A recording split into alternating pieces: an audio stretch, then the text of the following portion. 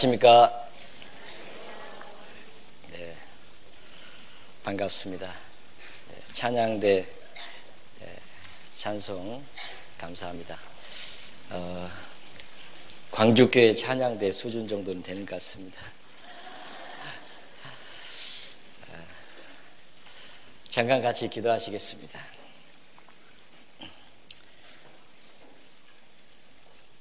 사랑과 은혜가 풍성하신 살아계신 하나님 아버지 감사합니다. 아무 소망 없이 죄 가운데 살던 비참한 죄인들을 먼저 사랑하시고 긍휼에 풍성하신 하나님께서 그 크신 십자가의 사랑으로 우리를 구원하여 주시고 하나님의 자녀 삼아 주시고 영원한 천국에 산 소망을 허락해 주신 것 진심으로 감사를 드립니다. 우리가 무엇이길래 이토록 큰 사랑과 은혜를 베풀어 주셨습니까? 그 은혜를 생각할 때마다 늘 주님께 감사하고 남은 생에는 그 은혜에 보답하고자 하는 간절한 소원들이 있습니다. 주님 오실 때까지 이 마음이 변치 않도록 지켜주시고 위에서 부르신 부름의 상을 바라보면서 전심전력을 다하고 영광 가운데 다시 오시는 주님 앞에 부끄럽지 않은 모습으로 주님 맞이할 수 있도록 하나님 도와주시기를 기도합니다. 주님 영광 가운데 다시 오실 때 각 사람에게 잘하였다 착하고 충성된 종아라는 그 주님의 음성을 듣기를 간절히 사모합니다.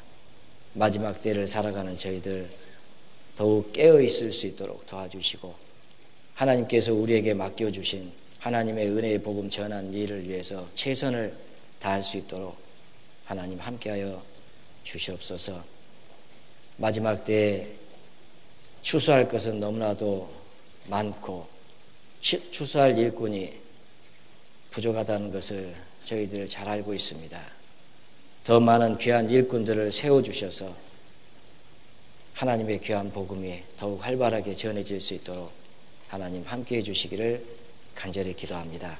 2018년 한 해도 하나님의 사랑과 풍성한 은혜로 저희들 살아왔습니다. 새로운 한 해에도 하나님께서 늘 함께해 주시고 앞서 행해 주시고 도와주셔서 하나님이 공급하시는 힘으로 주님을 섬길 수 있도록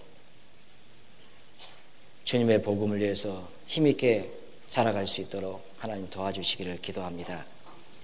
우리 가운데 아직 구원받지 못한 사랑하는 가족들이 있다면 주님 도와주시고 끝까지 함께해 주셔서 한 영혼도 이러지 않도록 자비를 베풀어 주시기를 간절히 기도합니다.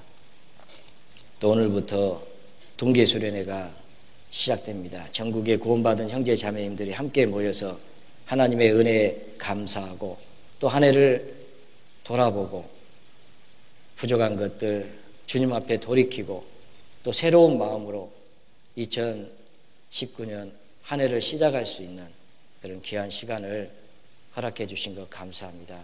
우리에게 하나님의 은혜의 말씀으로 채워주시기를 또한 같은 마음으로 기도합니다. 오늘 주일을 맞아서 이 시간 구원받은 형제 자매님들 말씀 앞에 나왔습니다. 이 시간에도 주 성령님께서 도와주셔서 각 사람에게 필요한 말씀을 주시고 하나님의 뜻을 더욱 옳게 분별할 수 있도록 도와주셔서 하나님의 뜻 가운데 순종하며 하나님을 기쁘시게 하는 삶을 살 수 있도록 늘 도와주시기를 기도합니다. 저희를 사랑하시는 주 예수님 이름으로 감사하며 기도드렸습니다. 아멘. 네, 성경 신약성경 사도행전 11장을 찾겠습니다.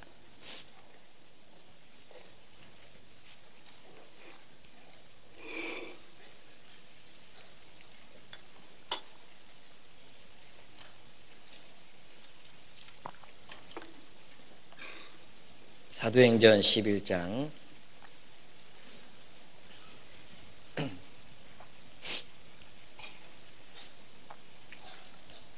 사도행전 11장 24절부터 제가 읽겠습니다. 바나바는 착한 사람이요 성령과 믿음이 충만한 자라. 이에 큰 무리가 죽게 더하더라. 바나바가 사울을 찾으러 다소에 가서 만남의 안디옥에 데리고 와서 둘이 교회에 1년간 모여 있어 큰 무리를 가르쳤고, 나머지는 같이 읽겠습니다. 제자들이 안디옥에서 비로소 그리스도인이라 일컬음을 받게 되었더라.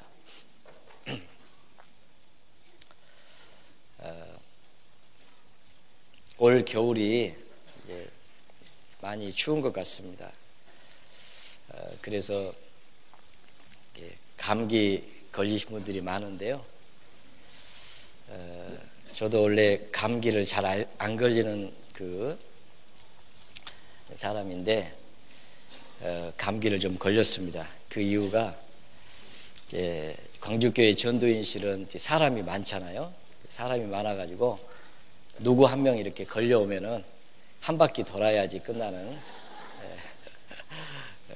그래서 또 안 걸리면은 또 마음을 같이 하지 않았다라고 생각할까 봐서 걸렸습니다. 그래서 목소리가 조금 이렇게 변색이 돼서 듣기에 조금 거슬릴 수 있겠다는 생각을 하게 되는데요. 죄송한 마음이 듭니다. 이 시간 하나님께서 우리의 귀를 열어가지고 잘 들릴 수 있도록 해주셨으면 좋겠다는 그런 생각을 하게 됩니다. 오늘 함께 생각을 해보고 싶은 말씀은 그리스도인이라고 하는 그런 제목을 가지고 한번 같이 배워보는 시간을 갖도록 하겠습니다. 한 해를 마무리하면은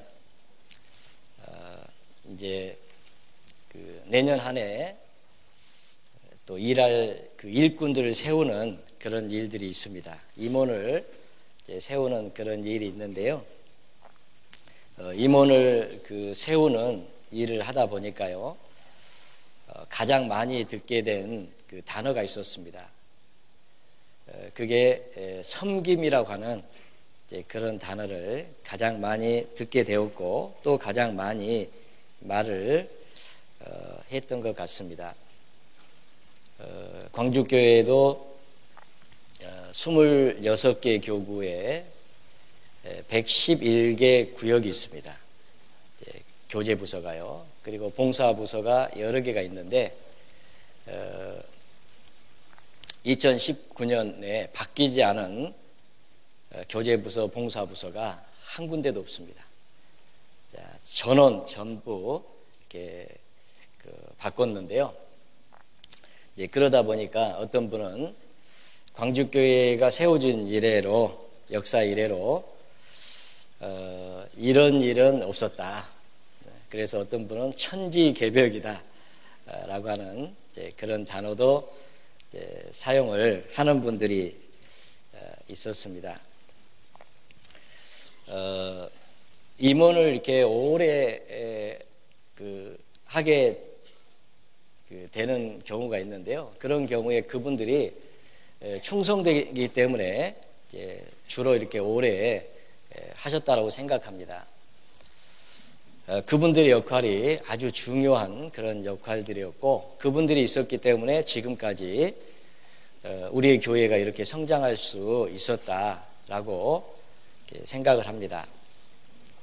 그런데 이제 점점 이제 나이를 먹어 갈수록 새로운 임원들이 준비돼야 되는데, 그런데 막상 임원을 세우려고 해보니까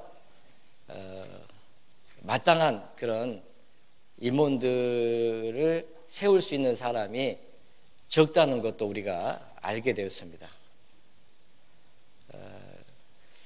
그래서 새로운 그 임원들을 양성을 해야 될 그런 필요성이 두각되었고요. 그래서 이번에 임원들을 이렇게 어려움이 있었지만 대폭 이렇게 교체하는 그런 일을 하게 되었는데요. 그러다 보니까 오랫동안 임원을 하시던 분들은 상실감이 좀 클 수 있습니다. 그 임원을 이렇게 부탁받고 정말 감사한 마음으로, 두렵고 떨림으로 그리고 충성되이 그 일을 잘 해오셨고요. 또 그 일을 주님 오실 때까지 그 직분을 잘 이렇게 감당하고 싶은 그런 그 소원도 그분들에게 있습니다. 그런데 이제 그걸 이렇게 내려놓게 될 때에 상실감이 상당히 클 수가 있다고 생각합니다. 그래서 그분들의 그 마음에 그 위로가 되는 그런 단어, 그런 말씀이 무엇일까라고 생각을 해보니까 그것이 바로 이 섬기는 그 일이 가장 그 큰 자고, 큰 자는 이 섬기는 일을 해야 된다라고 하는 그 주님의 말씀을 다시 상기하면서 우리가 더 많은 그 일꾼들을 양성하는 그 일을 위해서 우리가 섬기는 위치에서 한번 그 일을 해보자, 그런 의미에서 이 섬김이라고 하는 그런 단어를 가장 많이 사용을 했고 또 듣게 되었다라고 생각이 듭니다. 그래서 이 섬김이라고 하는 것이 가장 아름다운 그런 그 모습이 아닌가, 그런 생각을 하게 되었고요. 그 다음에 어떤 사람들이 섬길 수 있는지, 세상은 그 대인들이 또는 집권자들이 그 위치에 있으면은 다스리는 위치잖아요.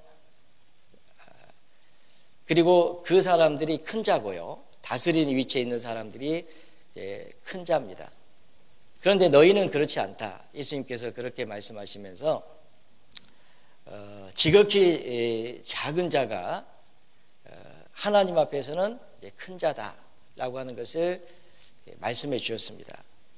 그리고 예수님께서 친히 본을 보여주셨고, 그리고 이제 예수님은 이제 그리스도라고 하는, 그리스도 예수라고 하는 그 이름을 얻게 되었고요. 그리고 이제 구원을 받은 저희들도 그리스도인이다, 크리스찬이다라고 하는 그 이름을 얻게 되었는데, 그 이름에 합당한 그 삶을 사는 것이 바로 섬기는 그런 삶이 합당한, 그리스도인이라고 하는 이름에 합당한 삶이다라고 생각을 하게 되었습니다. 그래서 오늘요, 이 그리스도인이 얼마나 아름다운 이름인지, 그리고 그리스도인이라면 어떤 삶을 살아야 되는지에 대해서요, 같이 한번 생각을 해보려고 합니다. 사도행전 11장에 처음 이 그리스도인이라고 하는 그 이름이 등장을 하게 됩니다. 바나바가 사울을 데리고 안디옥에 와서 둘이 교회에서요 1년간 이렇게 모여 있으면서 큰 무리를 가르쳤는데, 그때 비로소 제자들이 그리스도인이다 일컬음을 받게 되었다, 이런 말씀이 기록이 되어 있습니다. 그리스도인, 그리스도의 사람들이죠. 그리스도를 추정하면서 그리스도의 삶을 본받고 살아가는 그 사람들이 그리스도인이다라고 그렇게 우리가 알고 있습니다. 그런데 이 그리스도인이라고 하는 이름이 너무나도 영광스러운 이름인데요, 반대로 또 욕된 이름입니다. 비방을 받는, 반대를 이렇게 받는, 내가 그리스도인이다 그러면서 그리스도 안에서 경건하게 살고자 하면은 핍박이 있죠. 사도행전 28장에 보면은 사도 바울이 로마에 압송대에 갔을 때 그 유대 장로들이 이 파에 대해서는 어디서든지 반대를 받는 줄 우리가 안다, 그렇게 얘기를 했는데요. 자, 우리가 그리스도를 추정하기 때문에 그리스도의 파라고 할 수 있는데, 그런데 그리스도인이라고 하는 이름으로 살아갈 때 어디서든지 이렇게 핍박을 받고 반대를 받는 그런 의미에서는 정말 세상적으로는 욕된 이름이 될 수 있습니다. 그러나 우리가 하나님의 나라에서는 이 이름이 너무나도 아름다운 이름이고 영광스러운 이름이라는 것을 우리는 잘 알고 있습니다. 우리가 이 하나님의 아들이라고 이렇게 일컬음을 받잖아요. 그 마리아에게 그 천사장이 수태고지를 할 때요, 네가 아들을 낳을 것이다 라고 얘기를 했을 때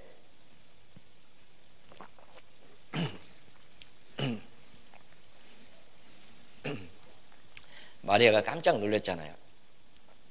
내가 사내를 알지 못하는데 어찌 이런 일이 있겠습니까? 라고 얘기하니까 지극히 높으신 능력이 너를 덮으시리니 이름으로 나실 바 그 이름을 예수라 하고 그가 큰 자가 되고 지극히 높으신 이 아들이라 일컬음을 받을 것이다. 이렇게 얘기를 해줍니다.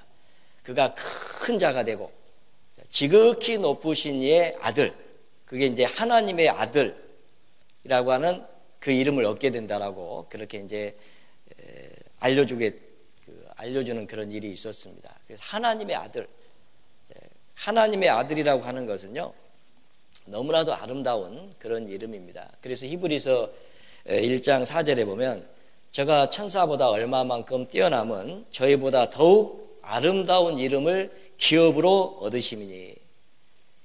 여러분, 기업을 얻을 자는 이제 후사인데, 우리가 이제 그 아들은 이제 후사잖아요. 기업을 물려받을 자입니다. 그런데 하나님의 그 아들이라고 하는 그 아름다운 이름을 기업으로 받으셨습니다. 저가 큰 자가 되고 하나님의 아들이라 일컬음을 받을 것이다. 여러분이 하나님의 아들, 예수님은 하나님의 아들이라고 하는 이름을 기업으로 물려받았습니다. 기업으로 얻으셨어요. 이 이름이 얼마나 아름다운지요. 시편 8편에 보면은 여호와 우리 주여 주의 이름이 온 땅에 어찌 그리 아름다운지요. 너무나도 아름다운 그 이름입니다. 그가 하나님이 한 아기를 우리에게 주신 바 되었고 한 아들을 우리에게 주셨는데 그 이름은 기묘자라. 그 어깨는 정사를 메었고 그 이름은 기묘자라, 모사라, 전능하신 하나님이라, 평강의 왕이라 일컬음을 받을 것이니라. 아기가 낳았는데 아들을 우리에게 주셨는데 그 어깨는 정사를 메었고 그 이름은 기묘자라. 그죠? 기묘자라고 하는 것은 원더풀이잖아요. 원더풀. 그의 이름은 His name is wonderful. 아주 놀라운 이름이라는 겁니다. 그 이름을 하나님이 우리에게 주셨다. 시편 다윗은 구원을 받은 후에요, 이 지식이 내게 너무 기이하니 높아서 능히 미칠 수 없나이다. 시편 136편에 그렇게 고백을 했습니다. 이 지식이 내게 너무 기이하다. 그 기이하다라고 썼을 때도 그 wonderful 썼습니다. 그래서 This knowledge is too wonderful for me. 내게 너무 놀랍다. 우리가요, 이 구원을 받고 이 하나님의 아들이라고 하는 이것은요, 너무나도 놀라운 그 이름입니다. 그 이름을 우리가 얻게 되었습니다. 그리고 우리는 이제 그리스도인이다 라고 하는 그 이름을, 일컬음을 이제 받게 되었습니다. 자, 그리스도의 사람이라고 하는, 그 디모데에게 너 하나님의 사람아 이렇게 부르잖아요. 너 하나님의 사람아. 자, 얼마나 영광스러운 그 이름입니까? 자, 우리에게 그리스도인이다, 자, 그리스도의 사람들이다 라고 하는 그 이름도 우리에게 주어졌습니다. 자, 그렇다면은 주님도 하나님의 아들 그리스도 예수라고 하는 그 이름을 얻게 되었는데 그 이름을 얻게 된 이유가 있습니다. 그걸 먼저 살펴보고 우리도 그 이름에 합당한 그런 삶을 살았으면 좋겠다라고 하는 그런 생각을 갖게 되었습니다. 먼저 마가복음을 보겠습니다. 마가복음 20장입니다.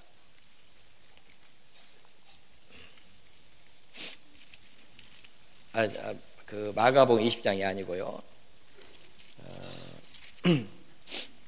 마가복음 10장입니다. 마가복음 10장. 마가복음 20장이 없죠. 네. 마가복음 10장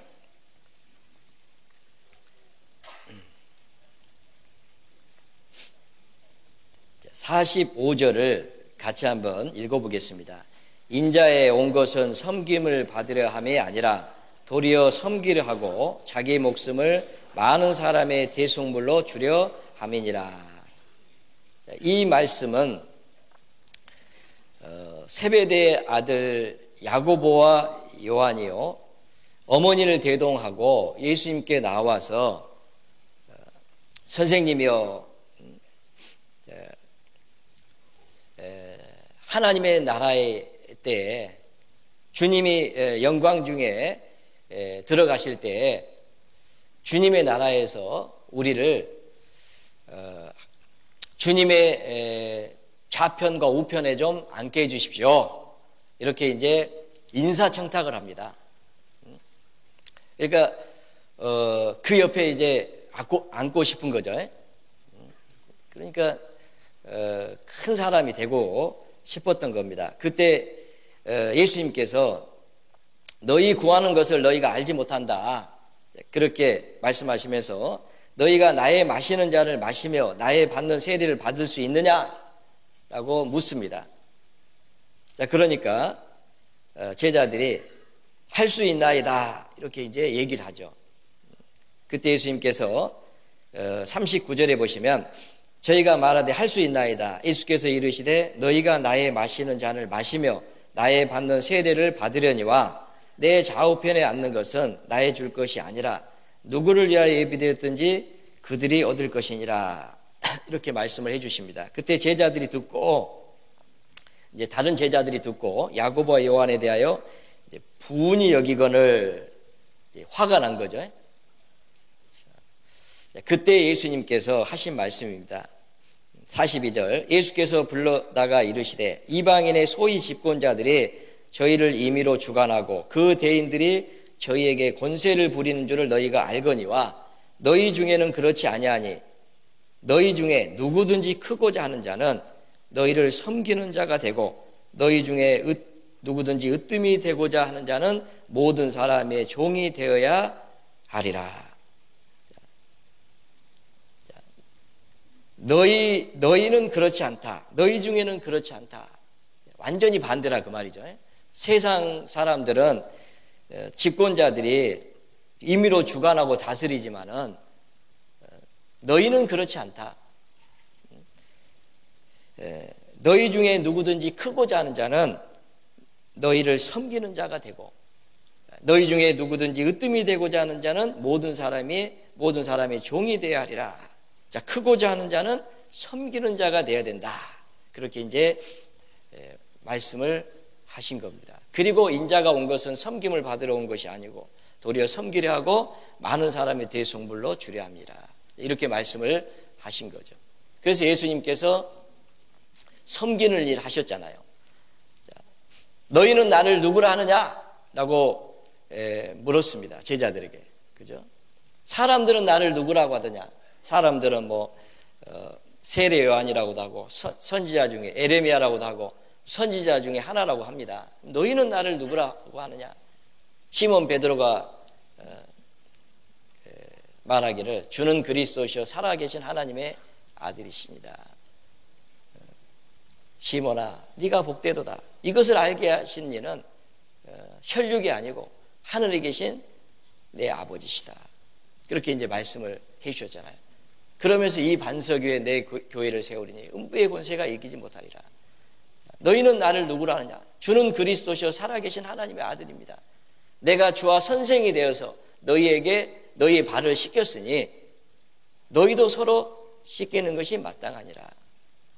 주님은 주와 그리스도가 되셨는데 그분은 몸소 본을 보이셨습니다. 제자들의 발을 씻기셨잖아요. 제자들의 발을 씻기는 것은 종이 할 일입니다. 그러니까 종이 할 일을 주님이 하셨죠. 그런데 예수님은 지극히 큰 자가 되었잖아요. 빌립보서 2장을 한번 보겠습니다. 빌립보서 2장.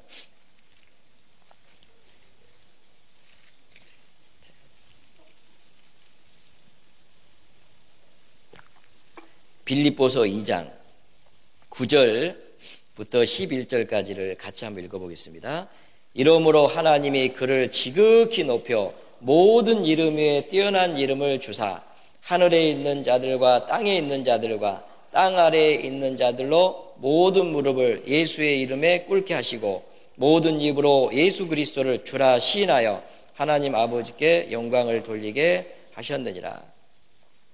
자, 이러므로 하나님이 그를 지극히 높여 모든 이름 위에 뛰어난 이름을 주사. 자, 모든 이름 위에 뛰어난 이름을 하나님이 주셨습니다. 예수님을 지극히 높으셨습니다. 하나님이 그렇게 하신 거죠. 그리고 하늘에 있는 자들, 땅에 있는 자들, 땅 아래에 있는 자들로 모든 무릎을 예수의 이름에 꿇게 하시고 그리고 그 입으로 예수 그리스도를 주라 시인하여 하나님 아버지께 영광을 돌리게 하셨다라고 기록되어 있습니다. 자, 예수님은 종으로서 섬기기 위해서 이 땅에 오셨습니다. 그리고 예수님은 자기를 낮추시고 죽기까지 복종하셨는데 십자가에 죽으셨습니다. 자, 너희 안에 이 마음을 품으라. 자, 너희는 에베소 교회 그리스도인들이잖아요. 너희 안에 이 마음을 품으라. 그리스도의 예수의 마음이니 그는 근본 하나님의 본체시나 하나님과 동등됨치할 것을 여기지 아니하시고 예수님은 하나님 자신이시잖아요. 그런데 하나님과 동등됨을 취할 것을 여기지 아니하시고 오직 자기를 비워 종의 형체를 가졌다. 사람들과 같이 되었고 사람의 모양으로 나타나셨다. 자기를 낮추시고 죽기까지 복종하셨으니 십자가에 죽으셨다. 예수님은요,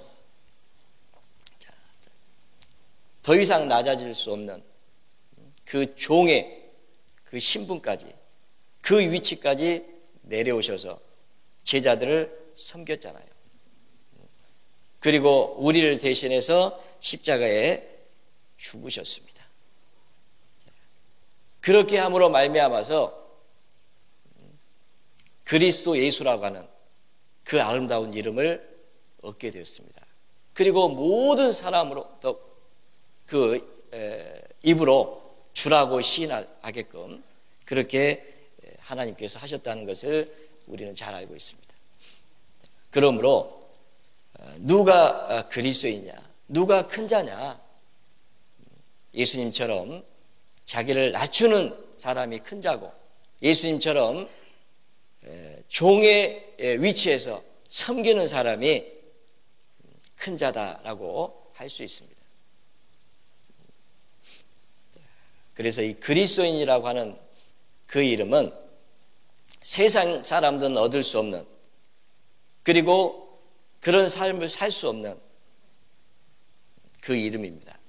그러나 구원받은 그리스도인들은 그 이름에 합당한 그런 삶을 살 수가 있습니다. 그리고 우리도 이제 하나님 앞에서는 큰 자가 될 겁니다. 큰 자가 되고자 하는 자는 섬기는 자가 되어야 된다고 말씀하셨고 큰 자는 섬기는 자가 되어야 된다고 말씀하셨습니다. 여러분, 큰 자는 우리가 구원을 받은 지 오래됐고 교회 안에서 하나님 앞에 귀하게 쓰임받는 그 일꾼으로서 그 위치에서 지금까지 귀하게 쓰임받았다면 큰 자입니다. 그 큰 자는 이제 섬기는 자가 되어야 됩니다. 그리고 큰 자가 되고 싶으면 섬기는 자가 되어야 됩니다. 마태복음 23장을 보겠습니다. 마태복음 23장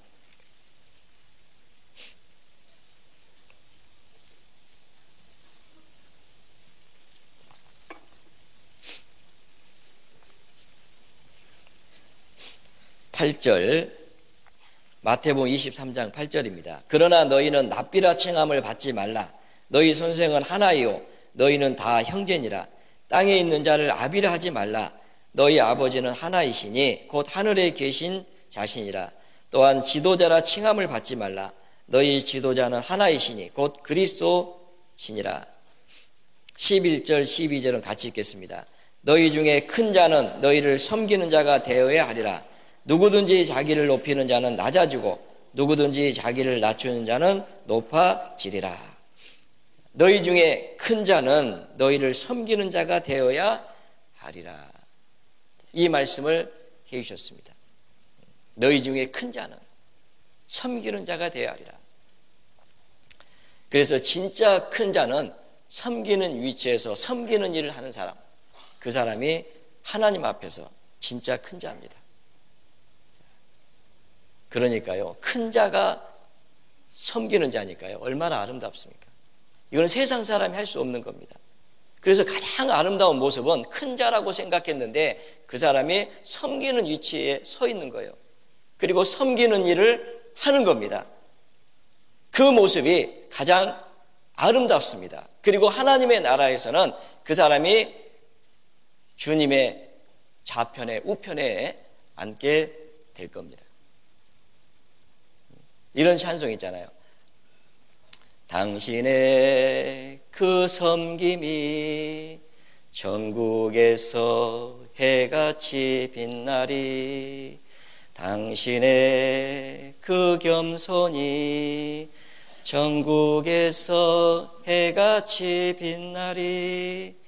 주님이 기억하시면 족하리.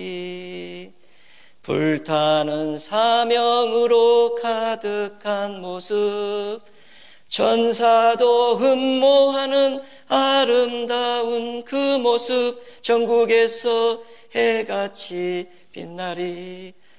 참 힘드네요. 네, 하여튼 가사가 좋으니까요.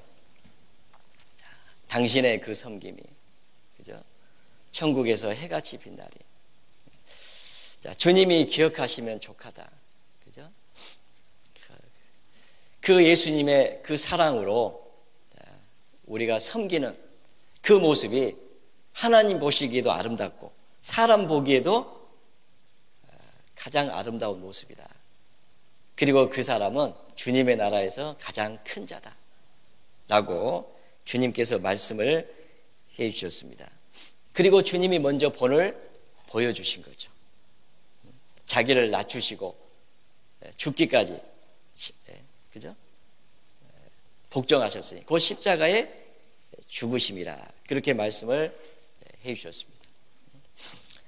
그래서 저희가 임원을 이번에 세울 때요, 교구장을 하다가 부구역장으로, 교구조장을 하다가 조총무로 그 위치를 옮겼습니다. 그리고 여러분이, 집사님이 가장 큰 자입니다. 그 위치에 서는 사람이 가장 큰 자입니다. 그리고 구역장을 이제 잘 섬겨서, 조장을 잘 섬겨서 그 일을 잘할 수 있도록 기도해주고 도와준다면 여러분들은 가장 큰 자입니다. 그리고 그 모습은 주님 보시기에, 교회 형제 자매들 보기에 가장 아름답습니다.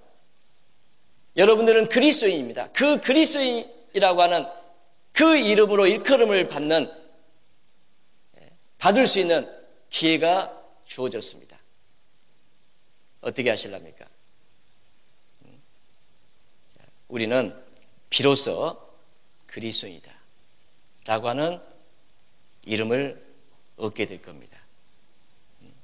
역시 그리스도인이다. 제가 구원을 받을 때요, 처음에 제 마음속에 들었던 생각이 있습니다. 역시 하나님이시다.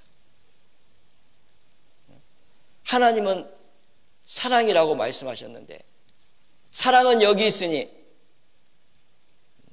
우리가 하나님을 사랑한 것이 아니요, 하나님이 먼저 우리를 사랑하사 우리 이를 위하여 그 아들을 화목제로 보내셨다. 사랑은 여기 있다. 그죠? 역시 하나님이시다.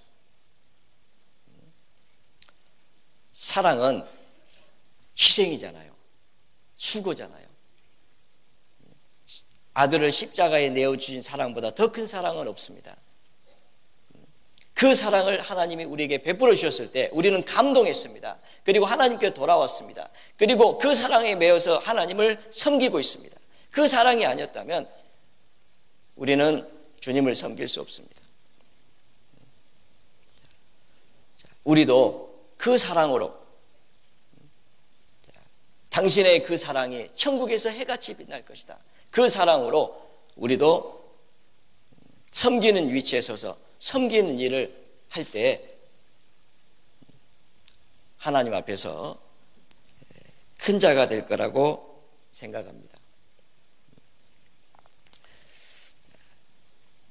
그 모습이 하나님 보셨을 때 가장 아름답다라고 우리는 생각합니다. 그래서 우리도 그리스도처럼 그런 삶을 살아야 되겠다, 그런 생각을 해보게 됐습니다. 주님은 섬기는 그 일을 하셨습니다. 그 일을 하기 위해서는 너희 안에 이 마음을 품으라 그랬습니다. 그리스도 예수의 마음이니, 그죠? 예수님은 나는 온유하고 겸손하니 내 명예를 메고 내게 배우라, 그렇게 말씀하셨습니다. 예수님은 하나님의 본체시지만은 하나님과 동등됨을 여기지 아니하셨잖아요. 자기를 낮추셨잖아요. 자기를 낮추시고 죽기까지 복종하셨으니 그 십자가의 죽으심이라. 예수님은 자기 자신을 가장 낮추신 분입니다. 그분은 겸손하신 분입니다. 우리가 이 섬기는 일을 하기 위해서는 겸손한 마음을 가져야 됩니다. 그렇지 않으면 우리가 이 일을 끝까지 잘할 수 없습니다. 그래서 예수님께서 먼저 겸손의 본을 보여주셨습니다. 그리고 우리도 이제 겸손한 삶을 살도록 그렇게 요구하십니다. 베드로전서 먼저 5장을 보겠습니다. 베드로전서 5장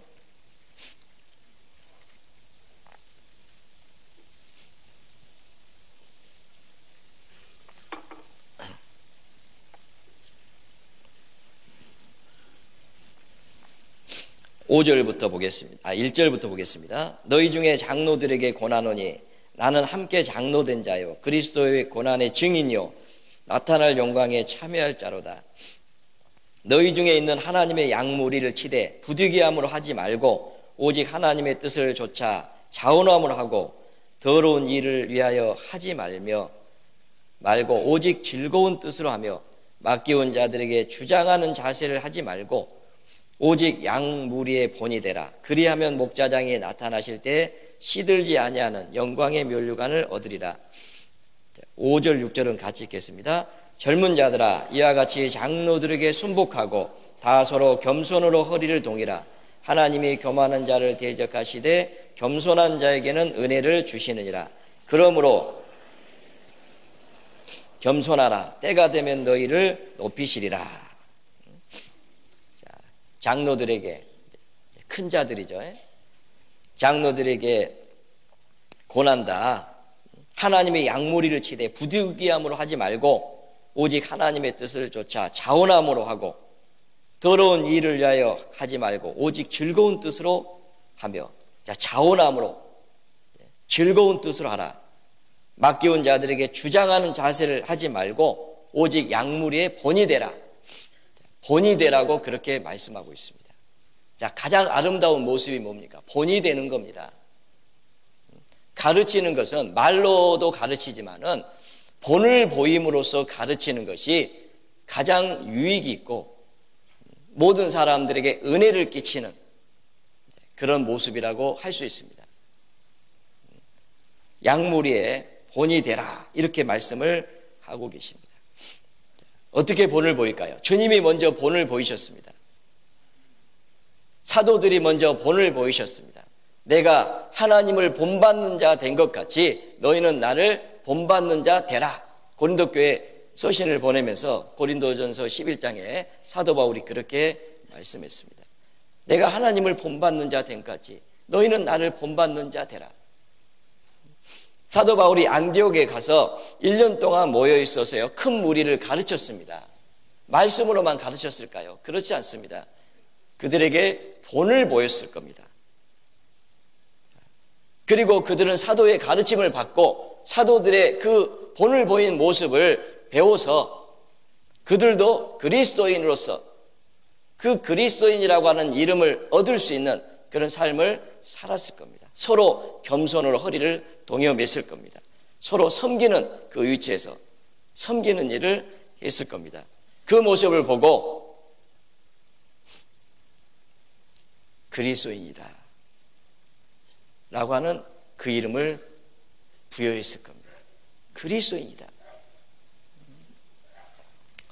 우리도 본을 먼저 보여야 됩니다. 주장하는 그 자세를 취하면 안 됩니다.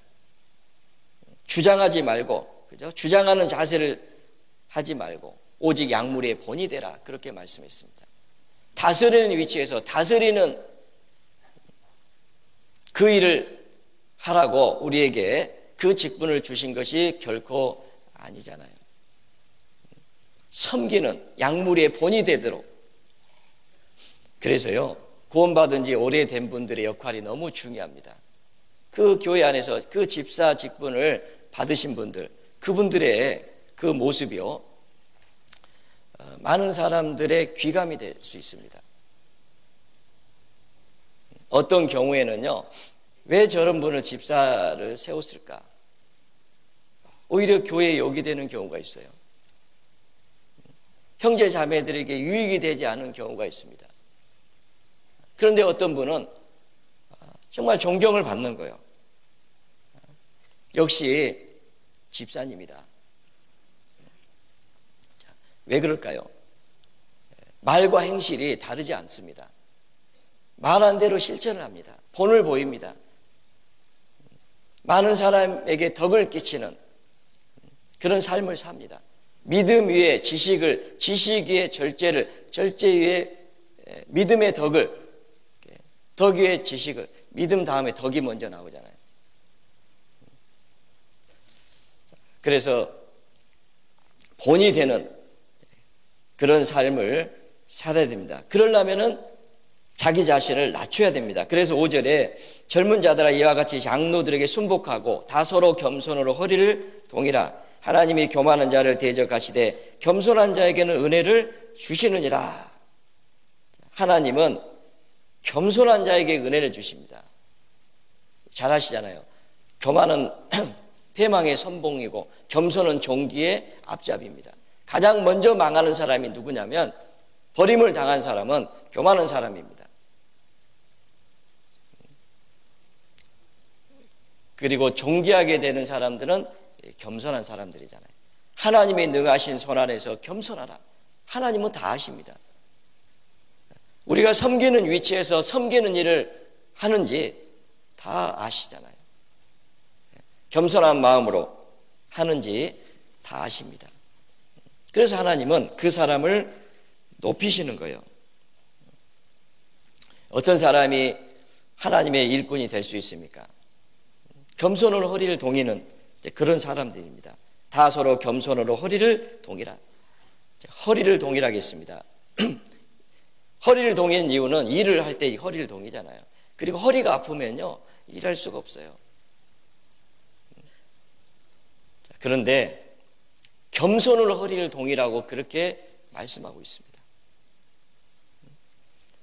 겸손을 허리를 동이라.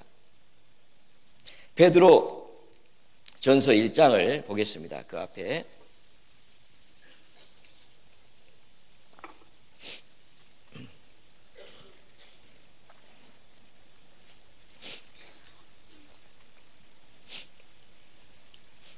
베드로전서 1장 10절부터 보면요, 이 구원에 대하여는 너에게 임할 은혜를 예언하던 선지자들이 연구하고 부지런히 살펴서 자기 속에 계신 그리스도의 영이 그 받으실 고난과 후에 얻으실 영광을 미리 증거하여 어느 시 어떠한 때를 지시하는지 상고하니라. 이 선지자들도요, 이 구원에 대해서 연구하고 부지런히 살폈다고 그렇게 얘기하고 있습니다. 그러면서 12절에 보시면 이 섬긴 바가 자기를 위한 것이 아니요 너희를 위한 것임이 계시로 알게 되었으니 이것은 하늘로부터 보내신 성령을 힘입어 복음을 전하는 자들로 이제 너희에게 고한 것이요 천사들도 살펴보기를 원하는 것이니라. 이 섬긴 바가, 이 선지자들이 우리에게 임할 이 은혜를 부지런히 이렇게 살펴가지고 연구했습니다. 그리고 어느 시 어느 때의 것인지를 이렇게 연구하고 살폈는데 그것도 이렇게 섬긴 바라고 그렇게 얘기를 하고 있습니다. 자, 그러면서 13절에 그러므로 너희 마음의 허리를 동이고 근신하여 예수 그리스도에 나타나실 때 너희에게 가져올 은혜를 온전히 바랄지어다. 그러므로 너희 마음의 허리를 동이고, 우리 겸손으로 다 서로 겸손으로 허리를 동이라 그랬는데 이 허리는 진짜 우리의 허리가 아니고 이 마음의 허리입니다. 마음을 동이는 거예요. 어떻게 동이라고 됐습니까? 겸손으로. 이 허리는, 이 마음의 허리는요, 다른 것으로 동일 수 있는 것이 아니고 이 겸손이라고 하는 것으로 동여 매야 됩니다. 그래야만이 힘있게 주님을 섬길 수 있고, 그리고 교회가 하나가 되고 그 무리를 통해서 주님이 역사하십니다. 이 겸손으로 허리를 동이지 않으면은 교회가 연합될 수가 없습니다.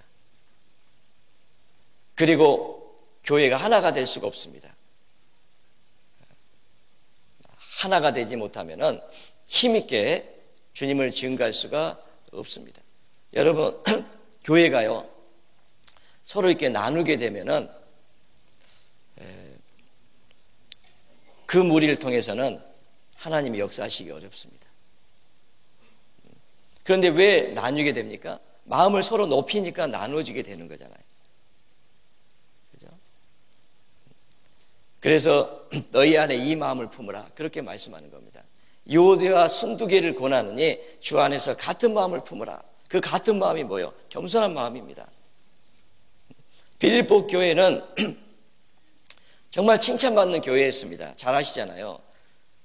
사도 바울이 환상 중에 마게도냐에서 한 사람이 와서 도우라 해가지고 그 마게도냐에 가서 기도처가 있는가 보려고 찾아갔는데 여인들이 있었습니다. 그래서 그 여인들에게 복음을 전했는데 그 중에 누디아라고 하는 한 여인이 있었습니다.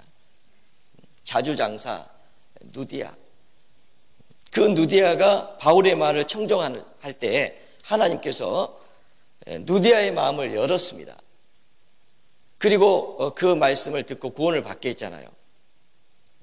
그리고 누디아가 자기 집을 개방을 했습니다. 그리고 사도 바울과 일행을 자기 집에 유하면서 그 복음을 전하겠죠. 그래서 누디아가 사도 바울과 그 일행을 섬겼습니다.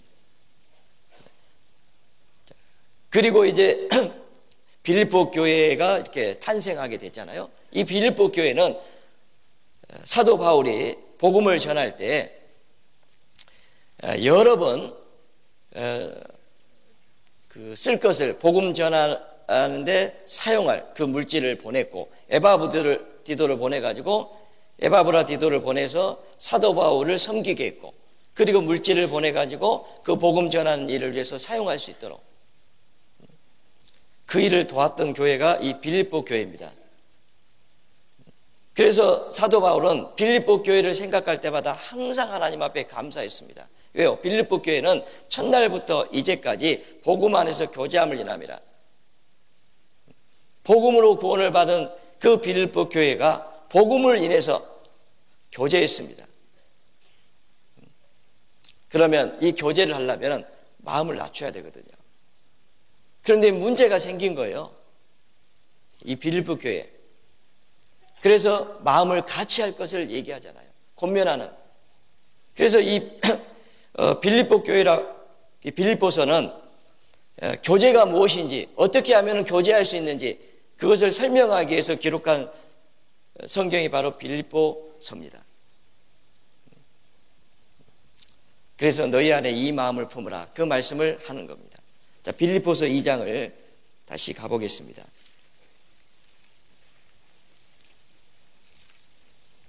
빌립보서 2장 1절입니다. 1절. 그러므로 그리스도 안에 무슨 권면이나 사랑의 무슨 이로나 성령의 무슨 교제나 긍휼이나 자비가 있거든 마음을 같이하여 같은 사랑을 가지고 뜻을 합하며 한 마음을 품어 아무 일에든지 다툼이나 허용을 하지 말고 오직 겸손한 마음으로 각각 자기보다 남을 낫게 여기고 각각 자기 일을 돌아볼 뿐더러 또한 각각 다른 사람의 일을 돌아보아 나의 기쁨을 충만케 하라.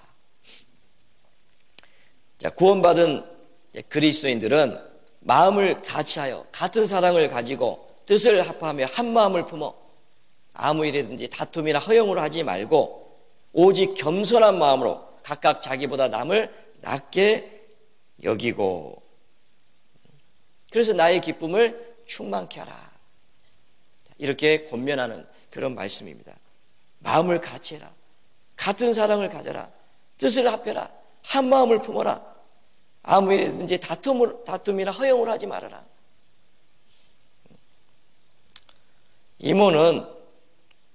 임원이라고 하는 그 직분은 그게 무슨 세상적으로 한 자리가 아니잖아요. 그죠? 허용으로 그 일을 하는 게 아니잖아요. 정말 섬기는 그 위치에 그 일을 하라고 두신 거잖아요. 그래서 임원을 맡은 것은요, 섬기는 그 일을 하라고 임원을 준 겁니다. 허영심을 채우라고 내가 집사다, 내가 장로다, 그런 허영심을 채우라고 그 직분을 준 게 아니다는 거죠. 세상은 그럴지 몰라도 구원받은 그리스도인들은 그럴 수 없다는 겁니다. 다툼이나 허용을 하지 말고, 그리고 다투지 말라는 겁니다. 그것은 아무 유익이 없고 듣는 자들을 망하게 하는 겁니다. 그래서 서로 마음을 같이하기 위해서는 겸손한 마음이 필요합니다. 그게 주님의 마음입니다. 너희 안에 이 마음을 품으라. 그리스도 예수의 마음이다. 주님은 자기를 낮추시고 죽기까지 복종하셨습니다. 십자가에 죽으셨습니다. 우리도 우리 자신을 낮춰야 됩니다. 우리를 희생해야 됩니다. 사랑은 희생입니다. 사랑은 수고입니다. 사랑은 다른 사람의 허물을 가려주는 겁니다. 사랑은 오래 참는 겁니다. 그 일을 하라고 하나님께서 우리에게 어떤 직분을 주셨다는 것을 잊어버리면 안 됩니다. 그리고 모든 사람은 다 겸손으로 허리를 동여야 됩니다. 평신도들은 구역장, 조장을 맡은 사람들, 그 사람들과 마음을 같이 해줘야 됩니다. 그런데 이 마음을 같이 하려면 이 겸손한 마음이 필요하잖아요. 형제가 연합하고 동거하며 어찌 그리 선하고 아름다운 거. 하나님 보셨을 때 그 아름다운 모습은 그 연합하는 거잖아요. 그것은 마치 보배로운 기름이, 아론의 머리에 있는 보배로운 기름이 곧 아론의 수염에 흘러서 그 옷깃까지 내림갖고 그 대제사장 취임식 할 때 그 기름 있잖아요. 기름이 부어지는 그 모습. 그 대제사장은 예수님의 모습이죠. 그 모습이 너무 아름답잖아요. 성령으로 이렇게 기름이 부어지는, 그래서 그리스도라고 하는 기름 부음 받은 자잖아요. 그 모습이 그렇게 아름다운 모습입니다. 주님의 모습이 그 아름다운 모습이, 왜? 대제사장의 역할이 뭡니까? 이스라엘 백성들을 대신해서 하나님 앞에서 중보자로서 이스라엘 백성들의 그 죄를 가지고 지성소까지 들어가서 그 죄를 사해주는 그 역할을 대제사장이 하잖아요. 그게 섬기는 일이잖아요. 그 모습이 주님 보셨을 때 아름다운 모습입니다. 우리도 그리스도인이라고 하는 이름이 있습니다. 우리도 성령으로 기름을 부음을 받았습니다. 그리스도인이다. 그렇다면 우리도 주님처럼 그죠? 형제 자매를 위해서 하나님 앞에서 기도하고 그 형제 자매의 어려움을 담당하고 그 문제를 적극적으로 사랑으로 선행으로 위로하고 격려하고 그 일을 하도록 우리를 세웠습니다. 사랑과 선행으로 서로 돌아봐 사랑과 선행을 격려하고 선행으로 격려하는 그 일을 하는 겁니다. 그럴 때 비로소 그리스도인이라고 하는 그 이름에 합당한 그런 삶을 산다고 할 수 있습니다. 그러면 주님 보시기에 너무나도 아름답잖아요. 헐몬의 이슬이 시온의 산들에 내림 같도다. 거기서 복을 명하였나니 곧 영생이로다. 주님은 거기에서 복을 명합니다. 그 섬기는 그 위치에 섰을 때 너무나도 아름답고 겸손한 그 모습으로 자기를 낮출 때 하나가 됩니다. 마음을 높이면 다툼이 있고 섬기는 위치가 아니고 허영으로 한다면 거기에는 하나가 될 수가 없습니다. 그러면 그 모습은 아름다운 모습이 아닙니다. 그리고 주님은 그 가운데서 역사할 수가 없습니다. 예수님은 나와 아버지는 하나다고 말씀하셨습니다.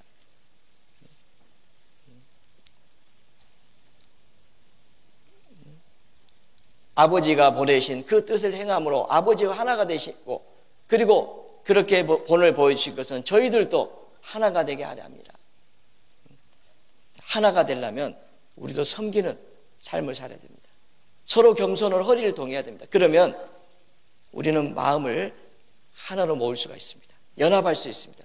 그건 주님 보셨을 때 너무나도 아름답습니다. 사도행전 18장을 보겠습니다. 사도행전 18장.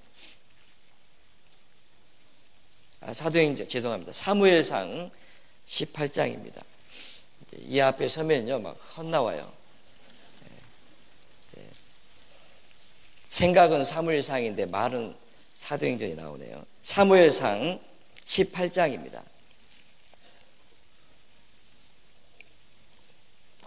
1절 다윗이 사울에게 말하기를 마침에 요나단의 마음이 다윗의 마음과 연락되어 요나단이 그를 자기 생명같이 사랑하니라. 다윗이 사울에게 말하기를 마침에 다윗이 이 블레셋 사람 이 골리앗과 이렇게 전투를 했잖아요. 그리고 하나님의 이름으로 나가가지고 골리앗을 쳐 죽였습니다. 그때 이제 사울 왕이 다윗을 불렀죠. 그래서 이제 다윗이 사울 왕 앞에서 이제 얘기를 마쳤습니다. 그때 요나단의 마음이 다윗의 마음과 연락되었다. 이렇게 얘기를 하고 있습니다. 근데 연락됐다는 것은 묶었다. 아주 맸다. 끈을 맸다. 아니면 짜다. 그런 의미인데요. 이걸 묶어버리면요, 이거를 이렇게 나누려면은 끊어져야 됩니다. 그잖아요? 예를 들면 본드를 뭔가 이렇게 붙였는데 이걸 떼려면은 안 떨어지잖아요. 만약 이걸 떼려면은 이거 깨져야만 이렇게 뗄 수가 있잖아요. 그런 의미인데요. 그 요나단의 마음이 다윗의 마음과 연락됐다. 그 말은 아주 굳게 결합되었다. 그런 의미거든요. 그런데 이 요나단은 누구냐면 사울 왕의 아들입니다. 그리고 왕위를 물려받을 수 있는 장자입니다. 그 위치에 있습니다. 그런데 하나님께서 사울 왕이 하나님 앞에 망령되이 행함으로 말미암아서 하나님께서 사울을 패하고 그리고 그 왕위를 이어받을 사람으로 다윗을 택했습니다. 이세 아들 다윗을 만나니 내 마음이 합한 자라 그랬잖아요. 그리고 거기다가 이제 기름을 붓게 했습니다. 사무엘을 통해서. 그래서 기름 부음을 받았잖아요. 그러니까 사울 왕은 다윗을 죽이려고 계속 쫓아다녔습니다.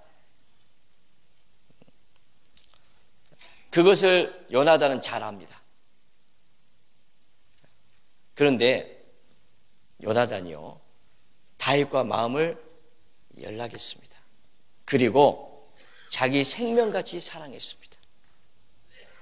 생각해 보세요. 여러분이 요나단이라면 사울 왕이 지금 다윗을 죽이려고 하는 이유가 뭡니까?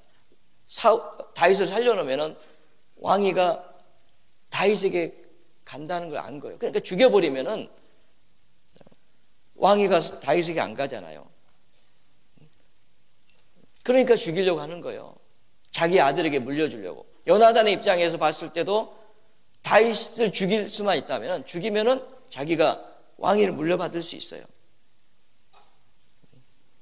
그런데 그렇게 하지 않잖아요. 다윗은 믿음의 사람입니다. 요나단도 믿음의 사람입니다. 요나단이 다윗과 마음을 연락해 줬잖아요. 아주 굳게 결합했습니다. 자기 생명같이 사랑했다라고 그렇게 얘기했습니다. 이것은 굳게 결합했다는 것은요, 죽는 일 외에는 나뉘어질 수 없는, 그게 연합입니다. 그래서 이 연합이라고 하는 단어가 처음 사용된 것이 창세기 2장입니다. 남자가 그 부모를 떠나서 그 아내와 연합하여 둘이 한 몸을 이루지니라. 마태복음 19장에 하나님이 짝지어 주신 것을 사람이 나눌 수 없느니라. 이게 부부관계를 그렇게 얘기하고 있는 거예요. 연합. 이거는요, 나눌 수가 없습니다. 그 연합이라고 하는 단어를 여기 지금 사용하고 있는 거예요. 죽는 일 외에는 죽어야만이 나눠지는 거예요. 죽는 일 외에는 나눌 수 없다니까 생각나는 그 사람이 한 사람이 있습니다. 룻 생각나시잖아요. 나오미가 기근을 피해 가지고 모압 땅에 내려갔는데 남편도 죽고 두 아들도 죽고 두 자부만 남았죠. 오르바하고 룻이 남았습니다. 둘이 시어머니를 쫓아옵니다. 예루살렘을 하나님이 공고하셨다는 소식을 듣고 나오미가 이제 예루살렘으로 돌아가는데 그때 두 며느리가 이렇게 나오미를 쫓아옵니다. 그때 이제 나오미가 나를 따라오지 말아라. 소망 없다. 돌아가라. 그러니까 오르바가 돌아가죠. 근데 룻은 계속 쫓아오는 거예요. 그래 또 얘기합니다. 돌아가라. 너 소망 없다. 그때 룻이 어머니가 죽으시는 곳에 나도 죽어 장사될 겁니다. 어머니 하나님이 나의 하나님이 되고 어머니 백성이 나의 백성이 될 것입니다. 어머니가 죽으시는 곳에 나도 장사될 겁니다. 어머니가 죽으신 곳에 가서 나도 죽겠다 그러는 거잖아요. 내가 죽는 일 외에 어머니를 떠나면은 여호와께서 내게 벌을 내리시기를 원합니다. 내가 죽는 일 외에 어머니를 떠난다면은 여호와께서 내게 벌을 내리시기를 원합니다. 그리고 더 벌을 내리시기를 원합니다. 그렇게 얘기하는 거예요. 그러니까 나오미가요, 룻이 자기와 함께 가기로 굳게 결심함을 보고 그에게 말하기를 그쳤다라고 룻기서에 기록이 되어 있잖아요. 아주 굳게 결심한 거잖아요. 그런 의미입니다. 여러분, 우리가요 마음을 같이 하기로 굳게 결심해야 됩니다. 예수님도 누가복음 9장 51절에 보면 예루살렘에 올라가기로 굳게 결심하셨습니다. 시몬 베드로가 주는 그리스도시요 살아계신 하나님의 아들이다 라고 고백을 했을 때 예수님께서 비로소 내가 장로들과 제사장들과 서기관들에게 많은 고난을 받고 죽임을 당하고 사흘 만에 다시 살아날 것을 비로소 가르쳤습니다. 그런데 예수님은 지금 그날이 가까워지니까 마음이 너무 고통스러운데 제자들은 길에 서서 누가 크냐 쟁론한 거예요. 그때 예수님께서 하신 말씀이잖아요. 너희가 큰 자가, 세상 사람하고 너희는 다르다. 너희가 큰 자가 되고자 하느냐? 그러면 섬기는 자가 되어라. 너희가 으뜸이 되고자 하느냐? 그러면 종이 되어라. 주님도 결심하셨잖아요. 자기를 낮추시고 죽기까지. 얼마나 고통스러웠으면 겟세마네 동산에서 간절히 기도하니까 땀이 땅이 떨어지는 핏방울같이 되었다. 그렇게 말씀하고 있잖아요. 할 수만 있거든 이 잔을 내게서 넘어가게 해주십시오. 그러나 내 뜻대로 마옵시고 아버지의 뜻대로 되기를 원합니다. 그러면서 그 잔을 너희가 마실 수 있느냐? 과연 마시려니와. 주님이 그 잔을, 아버지께서 내게 주신 잔을 내가 마시지 않겠느냐? 그 잔을 마시기 위해서 하나님 앞에 기도한 거잖아요. 그리고 천사들이 도왔다고 되어 있습니다. 하나님 도우신 거죠. 주님도 결심하셨습니다. 그 십자가를 지시기 위해서. 우리도 그리스도인으로서 이 아름다운 이름을 얻기에 합당한 그런 삶을 살기 위해서 우리도 결심해야 됩니다. 내가 2019년 한 해 섬기는 위치에서 섬기는 삶을 살아야 되겠다. 참으로 그리스도인이라고 하는 그 이름에 합당한 삶을 살아야 되겠다. 그런 결심이, 굳은 결심이 필요할 겁니다. 그래야만이 우리가요 진짜 이거 연합할 수 있어요. 마귀는요 까닭 없이 비방하잖아요. 그리고 회방하잖아요. 잘 아시잖아요. 마귀는 두루 다니면서 삼킬자를 찾습니다.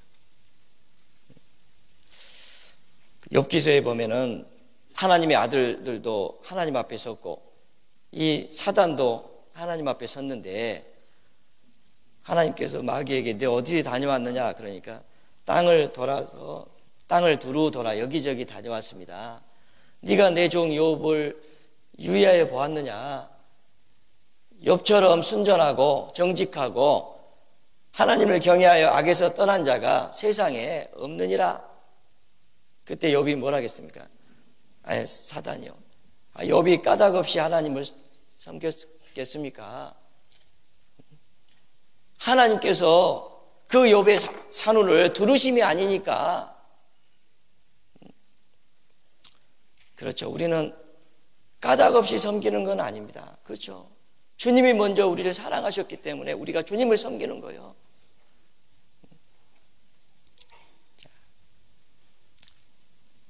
아마 하나님이 욥을 치시면 정령 대면하고 욕할 겁니다.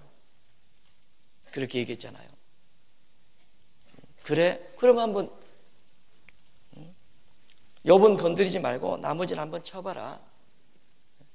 한날에 아들들이 모여서 잔치하는데 대풍이 불어가지고 다 죽었잖아요. 그 집이 무너져가지고. 그런데도 욥이 입술로 하나님을 범죄치 않았다고 되어 있습니다. 시간이 흘렀죠. 또 마귀는요 얼마나 화가 났겠어요. 어떻게 하면 욥을 넘어뜨릴 수 있지? 또 다니며 살펴본 거예요. 하나님 아시죠? 또 한 날 마귀가 하나님 앞에 섰습니다. 네가 욥을 유의해 보았냐? 욥처럼 순전하고 정직하고 하나님을 경외하여 악에서 떠난 자가 없다. 네가 까닭 없이 나를 충동하여 욥을 치게 했지만은 욥은 그 입술로 범죄하지 않았다. 그랬잖아요. 여러분 마귀는요 까닭 없이 아무 연고 없이 우리를 나누려고 합니다. 하나 되지 못하게 어떻게든지 우리의 마음을 높이려고 합니다. 섬기는 위치에 서지 못하게 만들려고 합니다. 그래서 원망하게 하고 서로 원망하고 결국은 하나님을 원망하게 하려고 하는 것이 마귀가 하는 일이잖아요. 그러니 우리는 굳게 결심해야 됩니다. 욥이 만약에 굳게 결심하지 않았다면 아마 입술로 범죄했을 거예요. 욥을 한번 쳐봐라. 이제 욥까지 치잖아요. 생명을 건드지 말고. 결국은 욥의 아내가 넘어졌잖아요. 그래도 순전을 굳게 지키느냐? 하나님을 욕하고 죽어라 그랬잖아요. 아내가 먼저 넘어졌어요. 만약에 욥이 굳게 결심하지 않았다면 그 얘기를 듣고요, 맞아, 그렇지, 너무해, 이럴 수 없지, 나를 이렇게 대우하면 안 되지, 내가 어떻게 섬겼는데, 내가 지금까지 얼마나 수고했는데, 교회 안에서 내가 얼마나 지금까지 나를 이렇게 대우할 수 있어. 마귀가 그렇게 충동하는 거예요. 아십니까? 여러분, 봉사회장 하다가요, 굳게 결심하셔야 됩니다. 어머니 하시다가 굳게 결심하셔야 됩니다. 내가 이 직분을 내려놓을 때 가장 낮은 위치에 가서도 기쁨으로, 감사함으로 섬길 수 있어야 됩니다. 제가 어느 교회에서 있을 때요, 봉사회장을 4년 하신 분, 그분을 이제 그 직분을 내려내야 될 그런 이제 시기가 왔습니다. 다른 사람으로 이렇게 바꿔야 될 상황이 됐어요.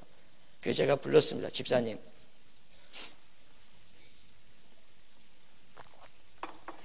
가장 아름다운 모습이 무엇인지를 한번 생각해 봤습니다.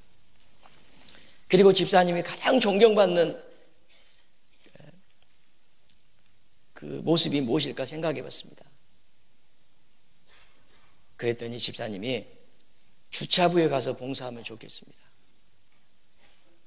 처음에 일찍 오셔가지고 오시는 분들에게 밝은 웃는 모습으로, 밝은 모습으로 인사하고, 오시면 손을 잡아주고, 그렇게 하면은 많은 분들에게 유익이 되겠습니다. 그리고 정말 아름다운 그런 모습이 되겠습니다. 어떻게 생각하십니까? 아이, 목사님, 감사합니다. 당연히 그래야죠. 그리고 그 일을 맡겼습니다. 얼마나 기쁘게 한지 몰라요. 감사하게. 우리는 그리스도인입니다. 우리도 굳은 결심을 해야 됩니다. 사무엘상 14장을 보겠습니다. 사무엘상 14장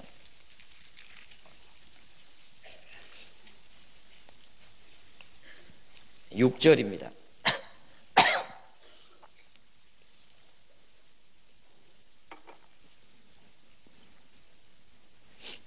6절, 요나단이 자기 병기 든 소년에게 이르되 우리가 이 할례 없는 자들의 부대에게로 건너가자. 여호와께서 우리를 위하여 일하실까 하노라. 여호와의 구원은 사람의 많고 적음에 달리지 아니하였느니라. 7절 같이 읽겠습니다. 병기 든 자가 그에게 이르되 당신의 마음에 있는 대로 다 행하여 앞서가소서. 내가 당신과 마음을 같이하여 따르리이다. 요나단이 믿음 있는 사람입니다. 여호와의 구원은 사람의 많고 적음에 있지 않다. 그러면서 우리가 이 할례 없는 자들의 부대에게로 건너가자. 이 블레셋 군대가요, 바다에 모래같이 모여들어가지고 이스라엘 백성들은 두려워하고 도망가고, 그때 요나단이요, 믿음 있는 사람이잖아요. 여호와의 구원은 사람의 많고 적음에 있지 않다. 하나님이 우리와 함께 하신다. 그러니까 우리가 그 부대로 가자, 이렇게 얘기하죠. 그때 병기든 자가, 이 병기든 자가 충성된 자입니다. 이 다윗도 사울의 병기든 자의 그 역할을 했는데요, 이 병기든 자가 이렇게 얘기합니다. 그에게 이르되 당신의 마음에 있는 대로 다 행하여 앞서 가소서. 내가 당신과 마음을 같이하여 따르리이다. 이 얼마나 멋진 말이에요. 내가 당신과 마음을 같이하여 따르리이다. 자, 저는 이 말씀이면 너무 이렇게 마음에 감동이 됩니다. 내가 당신과 마음을 같이하여 따르리이다. 자, 우리는요, 누구하고도 마음을 같이 하겠다. 이렇게 마음을 가졌으면 좋겠다, 그런 생각을 하게 되는 거예요. 이 요나단이요, 이 병기든 자가 얼마나 진짜 충성된 자라고 생각했겠어요. 많은 사람들이 자기의 인자함을 자랑하는데 누가 충성된 자를 만날 수 있으랴. 요나단에게는 이 충성된 자가 있습니다. 병기든 자, 같이 마음을 같이 해준 사람, 그죠? 요나단은 너무 기뻤을 겁니다. 그리고 요나단도 다윗과 마음을 같이 합니다. 얼마나 아름다운 모습입니까? 나중에 그 다윗이 그 요나단이 전쟁에서 이제 죽게 됩니다. 그때 다윗이 그 요나단의 죽음을요 슬퍼하면서 한 얘기가 있습니다. 그대가 나를 사랑함이 기이하다. 그 남녀의 사랑보다 승하도다. 그대가 나를 사랑함이 기이하다. 진짜 이거 너무나도 아름다운 모습 아닙니까? 우리도 그리스도인은 바로 이런 아름다운 그 모습입니다. 이렇게 할 수 있는 사람들이 누가 그 일을 할 수 있겠어요? 그리스도인이 아니면 그 일을 할 수 없습니다. 그 일을 하는 사람들이 그리스도인이잖아요. 그러니 그리스도인이라고 하는 이름을 얻게 되잖아요. 얼마나 아름다운 이름입니까? 그리스도인. 영광스러운 이름입니다. 세상 사람들에게는 이해할 수 없는 일을 하는 사람들, 세상 사람들은 할 수 없는 그런 일을 할 수 있는 사람들, 그 사람들이 바로 그리스도인이잖아요.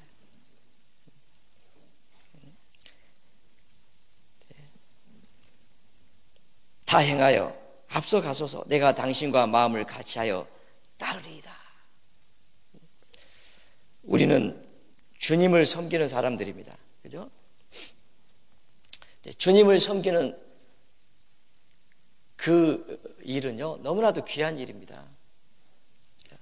세상에서도 우리가 많이 듣잖아요. 대통령을 섬기는 그 일을 하는 사람도 큰 자인데 주님을 섬기는 그 일을 하는 사람들이 얼마나 큰 자입니까? 만왕의 왕 되신 주님을, 영광의 주님을 섬기는 사람들, 그리고 영광 가운데 다시 오실 때에 가져오실 칭찬이 있고 영광이 있고 존귀가 있다는 것을 우리는 잘 압니다. 그렇기 때문에 우리도 주님처럼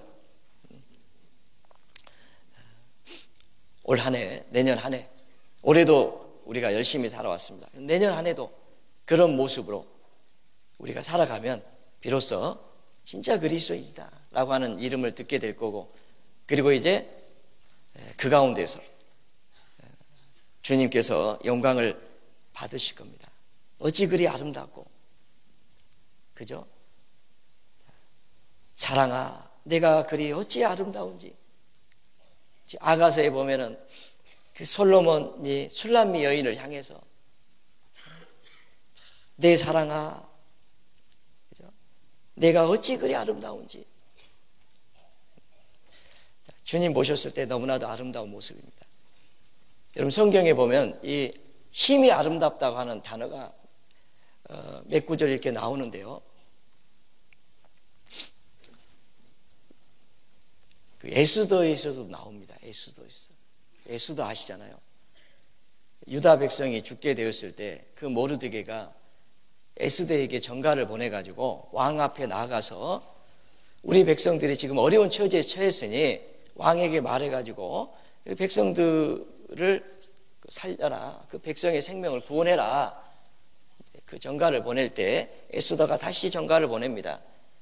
모르드게 당신도 아시거니와 왕이 부르기 전에 나아가면은, 왕이 금혼을 내밀지 않으면은 죽는 법이 있다는 걸 당신은 알지 않습니까? 그런데 나를 왕이 부르지 않은 지가 지금 한 달이 넘었는데 내가 왕한테 나아가면은 죽을 수도 있습니다.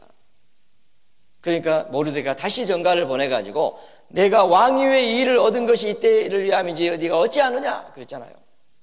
네가 만일 왕에게 나아가지 않으면은 이스라엘 백성들은 다른 데로 말미암아 구원을 얻으려면 너와 내 집은 망하리라 그랬습니다. 너와 내 집은 망하리라. 그러니까 정신이 바짝 들었죠. 그래가지고 다시 전가를 보내면서 좋습니다. 그러면 당신도 유다 백성들과 함께 나를 위해서 3일 동안 금식하면서 기도해 주십시오. 그러면 나도 내 시녀와 더불어 사흘 동안 금식하고 기도한 후에 왕에게 나아가겠습니다. 죽으면 죽으리다 그러잖아요. 그러니까 어떻게 됐습니까? 이제 왕 앞에 나가니까요. 왕이 보좌에 앉았다가 에스더가 들어오는 거 보니까요. 심히 사랑스러운지라. 심히 사랑스러운지라. 그래서 보좌에서 벌떡 일어나가지고 그물을 즉시 내어밀면서 내 소원이 무엇이냐? 내 요구가 무엇이냐? 그러잖아요. 그래서 결국은 이스라엘 백성들을 구원하는 그 일을 하게 됐잖아요. 자 보십시오. 에스더가요 모르드에게 마음을 연합했습니다. 죽으면 죽겠다. 이스라엘 백성들을 건지기 위해서 이 일을 위해서 내가 죽으면 죽겠다. 그때 왕의 눈에 에스더의 모습이 심히 사랑스러운지라. 그 왕 아스로 왕은 하나님의 그림자잖아요. 그 에스더의 모습은 누굽니까? 우리잖아요. 구원받은 그리스도의 모습이잖아요. 그때 가장 아름답습니다. 형제가 연합하고 동거함이 어찌 그리 선하고 아름다운 거. 거기서 복을 명하셨나니 곧 영생이로다 그랬잖아요. 우리가요 뭐 이렇게 뭘 편제를 바꿔보고 사람을 바꿔보고 그런 게 중요한 게 아닙니다. 우리의 마음이 섬기는 그 마음으로 우리의 마음이 그 겸손한 그 위치에 내려갈 때, 그리고 우리가 마음을 같이 해줄 때 죽으면 죽으리다 그런 결심을 하고 하지 않으면요 절대 마음 같이 할 수 없습니다. 왜냐하면 마귀가 역사하거든요. 어떻게 해서든 나누려고 하거든요.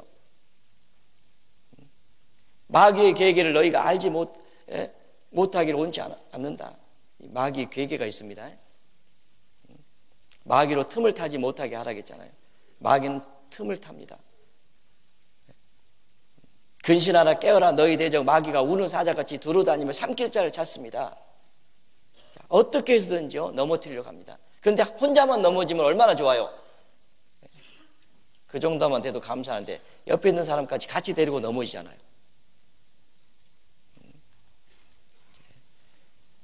그리고 파당을 만들잖아요.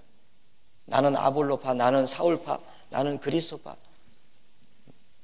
그리스도가 나뉘었느냐? 바울이 너희를 위해서 죽었느냐? 자기 편 만들려고 하면 안 됩니다. 우리는 주님 편을 만들어야 되고 주님 안에서 우리는 하나가 되기 위해서 우리는 굳은 결심을 해야 됩니다. 그렇지 않으면 결코 우리는 이 일을 할 수 없습니다. 왜냐하면 마귀는 강력하거든요. 그래서 우리도요 주님도 굳게 결심하셨고 누가복음 9장 51절에 예루살렘에 올라가기로 굳게 결심하셨다고 되어 있습니다. 그렇지 않았다면 십자가 짊어질 수 없습니다. 우리도 마찬가지입니다. 그래서 내년 한 해 지금까지도 수고해 주셨지만은 내년 한 해 진짜 그리스도인이다라고 하는 그런 이름을 얻는 그런 전주교회가 됐으면 좋겠습니다. 같이 기도하시겠습니다. 하나님 아버지 감사합니다. 저희를 구원해 주시고 하나님의 아들이라고 하는 놀라운 이름을 허락해 주셨습니다. 우리에게 또 그리스도인이라고 하는 그 아름다운 이름을 주셨습니다. 그 이름에 합당한 그런 삶을 살 수 있도록 하나님 늘 도와주시기를 간절히 기도합니다. 전주교회 지금까지도 함께해 주신 것처럼 앞으로도 늘 함께해 주셔서 교회가 서로 사랑하고 겸손으로 서로 허리를 동이고 같은 마음으로 협력하는 가운데 교회를 통해서 날로 구원받는 역사가 나타날 수 있도록 하나님 도와주시기를 간절히 기도합니다. 오늘부터 시작되는 동계수련회 하나님 도와주시고 전국의 교회가 하나됨을 알게 해주시고 또 하나 되게 해주시고 그로 말미암아서 내년 한 해 더욱 복음이 활발하게 전해질 수 있도록 주님의 귀한 복음이 땅끝까지 널리 전파될 수 있도록 하나님 도와주시기를 또한 같은 마음으로 간절히 기도합니다. 저희를 사랑하시는 주 예수님 이름으로 감사하며 기도드렸습니다. 아멘. 네, 은혜 찬송